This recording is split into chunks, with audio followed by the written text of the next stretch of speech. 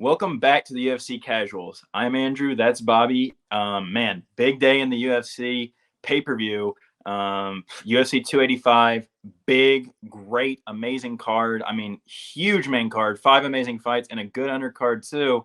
The GOAT's back. GOAT is back. Starting at the top of 285, we have Jon Jones making his return to the UFC at heavyweight, taking on Ciryl Gane for the belt. And we have Valentina Schevchenko defending her belt against Alexa Grasso. Undefeated Shavkat Rakhmonov taking on Jeff Neal. A top 10 matchup at lightweight between Jalen Turner and Gamrot. And then we have Bo Nickel making his debut in the UFC. Man, this is crazy.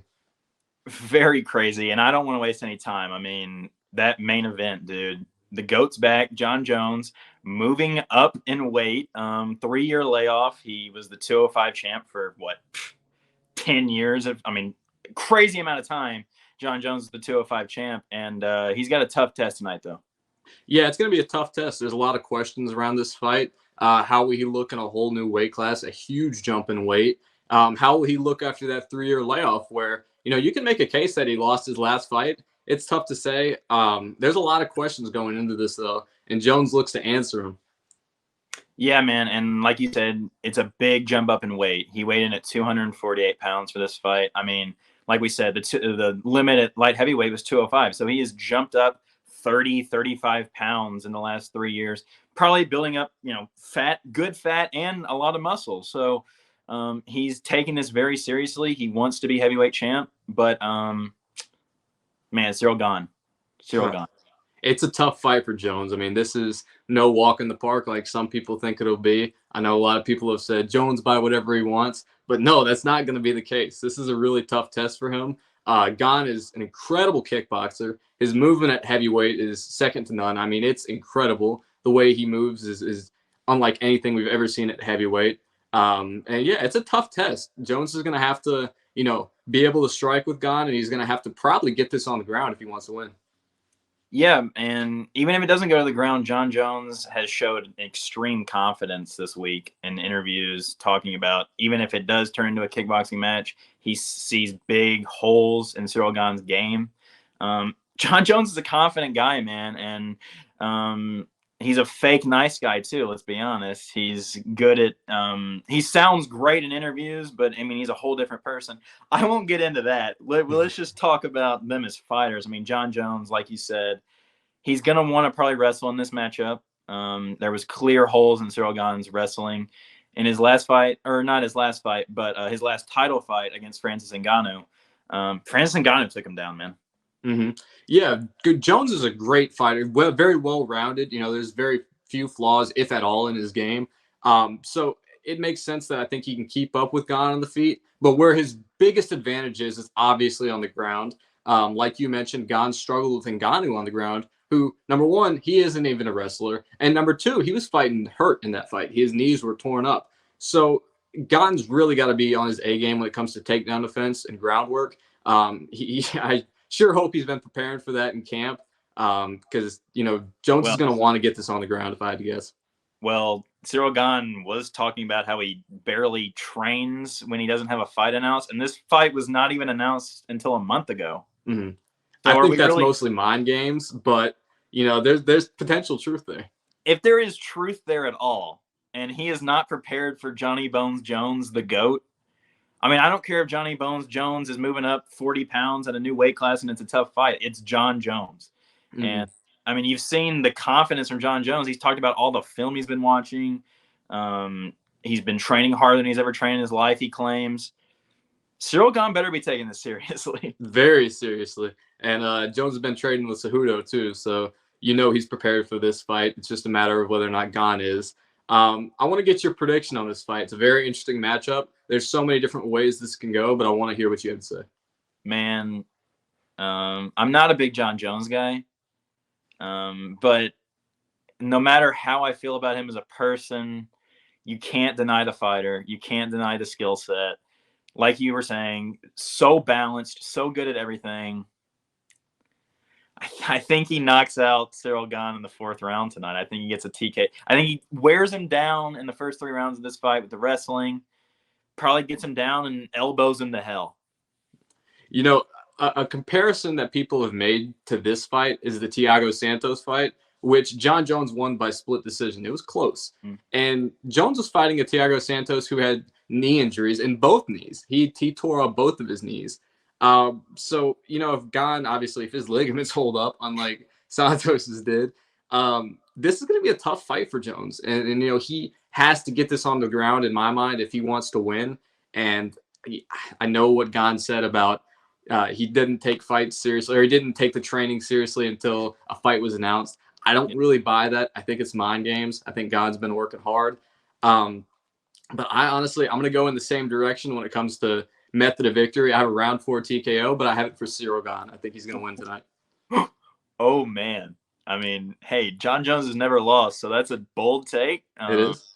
But there are a lot of question marks in this fight. I understand your prediction completely. Jon Jones, new weight class, 3-year layoff. I get it completely. Moving on to the co-main event of the evening, another title fight.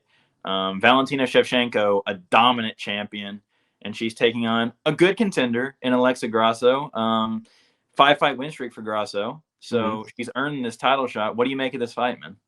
Grasso she's been in the UFC for 6 years now. She's been around as a contender for a while, so she's ready for this opportunity. But Shevchenko's just dominant in just about every facet of her game, and I think she outclasses Grasso just about everywhere tonight. I don't want to write off Grasso. Santos gave Shevchenko a pretty close fight last time they fought. Some would even say that Santos should have won, but Shevchenko's defending her belt tonight. She's looking to prove some people wrong after her last fight, and I think she gets it done pretty easily. I would tend to sway the same way if we're getting into a prediction right now, but I looked at the stats of this fight, right? I wanted to convince myself that Alexa Grasso has a chance tonight. And I just thought she needs something that Valentina doesn't have. And I just kept looking and looking. They're the same height, same reach. She doesn't have a size advantage. No part of her game. She has good boxing, but so does Valentina.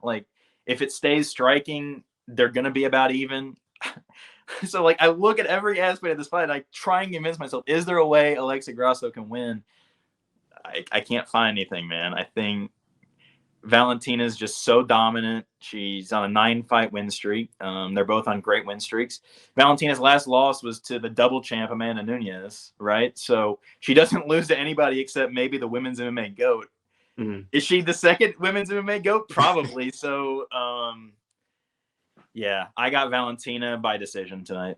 Yeah, if this was more of a tough stylistic matchup for Valentina, I could see a route for her losing, but she's just better everywhere. This isn't like the Santos fight where, Santos wrestled with her. This isn't like that. Grasso is not a wrestler. She's good striking, but Valentina's better. I'm in the same boat. I have Valentina winning. I don't think she gets a finish. I think she wins by decision.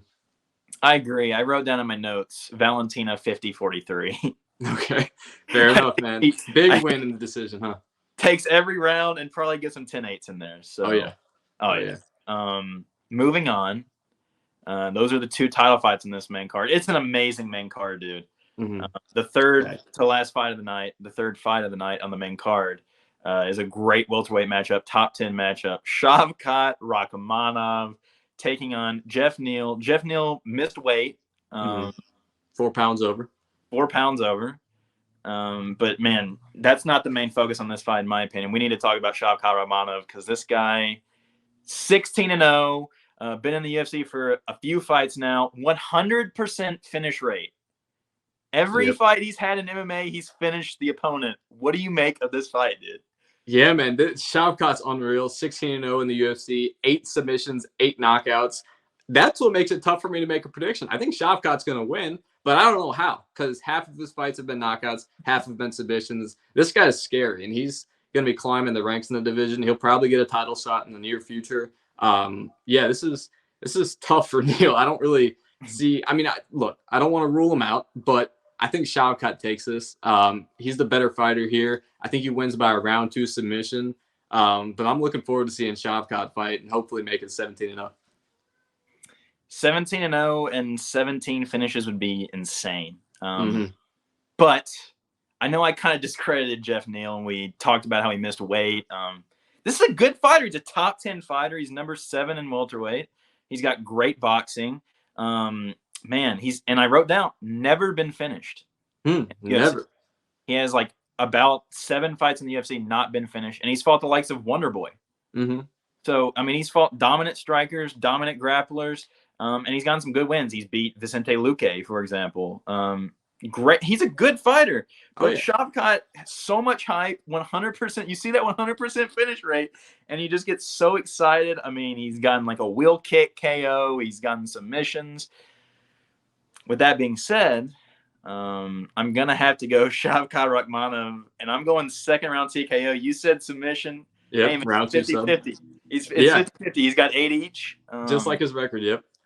Man, yeah, this is Jeff Neal's not in the walk in the park. Like you said, never been finished in the UFC. This is an unstoppable force versus a movable object almost. All finishes versus never been finished. So yeah, this is interesting. I don't think Neal has much of a shot, but I don't want to discredit him too much. But Shavkat's different, man. I got him winning round 2 sub. Yeah, I agree. Round 2 finish for Shavkat, and that'll be a force at welterweight for years to come, maybe. Moving on, the second fight on the main card tonight, a big lightweight matchup, much like the welterweight matchup in the third fight. It's a big top 10 matchup at lightweight in the other fight. Jalen Turner taking on Mateusz Gamrot. I wrote down Jalen Turner, 6 straight finishes, and in the UFC, that's impressive, man. Very impressive. Jalen Turner's looked great recently. But this is a tough matchup for him. He's fighting the number 7 lightweight in the world right now. He's number 10. This is a big test for him. I'm a Jalen Turner fan, but this is going to be a close fight. I think it'll go to decision. I'll save my prediction for after the analysis. But Gamrot has a clear wrestling advantage here. But Jalen Turner also has that height. He's 6'3". That could help him keep it at range and stuff those takedowns easier. So this is a very interesting matchup style-wise. You got a great wrestler versus a great striker who's also really tall, and he can use that to his advantage when it comes to takedown defense. Yeah, that'll be a big part of this fight. I mean, the main asset that Mateusz Gamrot has is his wrestling. He's displayed that in almost all of his fights, except the one fight that he lost, which was Beneil Dariush. I mean, dropped him. I think if this stays standing, it's a clear advantage for Jalen Turner, right, in the striking. Mateusz Gamrot's going to go for that takedown. Like you mentioned, that 6'3" wiry frame for Jalen Turner is a big part of this fight. He's got to stuff those takedowns because if he doesn't, and Mateusz Gamrot is able to, just dominate in the offensive wrestling, could be a rough night for Jalen, but he's a great finisher. He gets finishes. He's exciting. I think the casual fans probably rooting for a Jalen Turner finish here because that's probably the only way we're getting a finish, right? Wouldn't you think? Yeah, I tend to agree with you there. I think if Gamrot wins, it'll be by decision. But I think, what Turner's got to do is keep that at his range, control the range of the fight with his reach and his height advantage. And that'll make it easier to stuff those takedowns. And ultimately, I think he is able to do that. I think he'll pick him apart on the feet. I don't have him getting the finish, but I have Jalen Turner winning by decision tonight. Yeah, I think, like you mentioned, while it's on the feet, I think we're going to see Jalen Turner win most of the exchanges in the striking. He's just a better striker. Not saying Mateusz Gamrot has no power or, he's not fast. He's a big guy. I mean, you say he's a big guy, but then you look at Jalen Turner, an even bigger guy, and better striking. It just depends on that wrestling. Is Gamrot going to be able to take him down? I think not enough. I agree with you. I think it goes to decision. Mateusz Gamrot's durable. He doesn't get finished a lot. So I think, hey, Jalen Turner ekes out a decision victory tonight because he wins the striking exchanges. I think that's how this goes. I like that prediction. I like it. Yeah, big Jalen Turner got you. Moving on to open the main card tonight, a very looked forward to debut. Absolutely.